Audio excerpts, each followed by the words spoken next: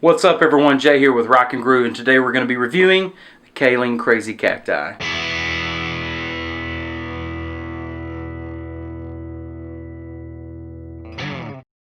What's up everyone, welcome back to Rock and Groove, your one-stop shop for all things guitar. Today we're going to be doing a review over an overdrive pedal. And this is the Crazy Cacti by Caline. Caline puts out a lot of different pedals, everything from overdrives to distortions to all kinds of modulations. And they've been picking up some steam and a lot of attention, but there's one pedal that I was interested in, so I purchased the Crazy Cacti. And the main reason I did is because not only does it have an overdrive on one side, it has a boost. Later I come to find out that the word on the street is that this is an apparent clone for a Fulltone Fulldrive MOSFET. Looks just like it when we take a look here in a few moments at the controls. Now, it's been a while since I've played a MOSFET Fulldrive, so I can't really speak right off the top of my head as to how close this resembles that. All I really care about is this pedal worth it? Does it sound good? Does it play for what I want? And does it go with my style and my touch? So we're going to be taking a look at that here in a few minutes. We're going to look at our controls, but then we're going to do an extensive sound check on this. I'm going to be running it through my Vox AC15 and playing my Epiphone Les Paul Quilt Top Pro. And we're going to see how this thing stacks up to my personal needs. On the left side we have the basic overdrive on and off. On the right side we have a boost. On top we have our basic controls for volume, tone, and drive. And on the furthest of the right we have the boost signal. We also have two particular switches that toggle between three different overdrive tones. We have on the bottom a vintage, in the middle is FM, which is more like a modern transparent overdrive, and the top says comp cut, that works like a clean boost. On the right here we have a standard setting and a MOSFET setting. The MOSFET setting gives more volume and a little more power to it, but at the same time not pushing it over to a distortion unless you toggle your switches. I do notice that when you click one, you cannot use this boost with other pedals. This boost only activates when your overdrive in the Crazy Cacti is on. And this thing is made solid. We can see the bottom of it is solid metal. It's not cheap plastic or anything like that. It has some sliders on there to keep it from sliding, but it is solid. One thing some people may not like about this though is it does not have a spot for a 9-volt battery. It just has a 9-volt plug in the back. Other than that, plugs go in and out for your cables. It's a solid, heavy build. It's great as far as the feel, and it clicks nicely. LED lights are nice and bright, and the tone knobs are nice quality. They move back and forth. This will set you back. I'm not sure where the price, if it's been moving or not. I've seen this priced anywhere between $35 up to $50. So the question is, if you're wanting to go with a Crazy Cacti and save yourself 50 bucks or $70 or $80 depending on where you buy a Fulltone, what do you want to do? Because I know the Fulltones around this time I've seen them between 100 unless you get a number 3, which is going to be around, I've seen anywhere between $130 to $150. So do you want to save that much money and go with a Crazy Cacti, or should you just put your money towards a Fulltone? Or if you're not even thinking about a Fulltone, is this just a good pedal in general to get? Let's take a look and find out.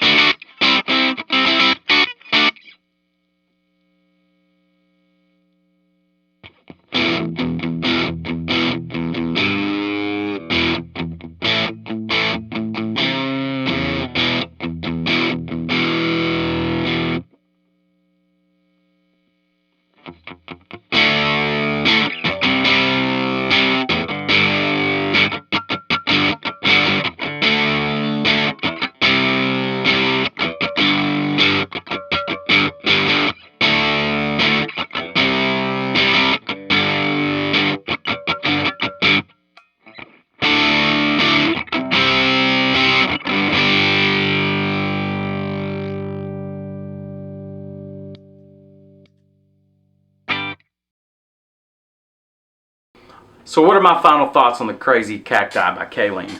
I think the pedal's great. I love it. I think it works really good. It sounds fantastic. It's got great dynamics. And regardless if I'm trying to look and see if it stacks up against a Fulltone, frankly, I don't care. I think this thing sounds good and it does what I want it to do. So I'm definitely, as you can see, keeping it on my pedal board. I really love the boost to it. I can take this thing from a really nice, thick overdrive, a softer overdrive, and I could push it all the way up and really get it to a distorted tone right here with my boost pedal. And inside of this, you'll notice I wasn't really a big fan of the standard setting. I like to push it all the way up to MOSFET. And I also notice that when it's in vintage and I've got it pushed all the way down into standard, the volume is significantly lower. I have to push it up in MOSFET to get it going. That's one thing that kind of troubled me a little bit about it. Otherwise, the vintage tone is great. There's a definite difference between that and the FM. And the comp cut is a nice clean tone. However, I do notice that when I'm running it through my Vox AC15, with the tone already being wonderful, being clean, all it really did was give some more highs and push some more highs. However, if you have a different amp that really doesn't or isn't really known for its cleans, this is a wonderful clean boost for you. I've also noticed the volume compared to my other pedals is a little bit softer. It doesn't get as loud unless I crank my gain and my boost with it as well. But the really cool thing about this is with the 3 settings that I have over here and the boost pedal with its tone controls and the boost control, I still have a lot of versatility to take it where I want to go and to get the volume where I want it to be.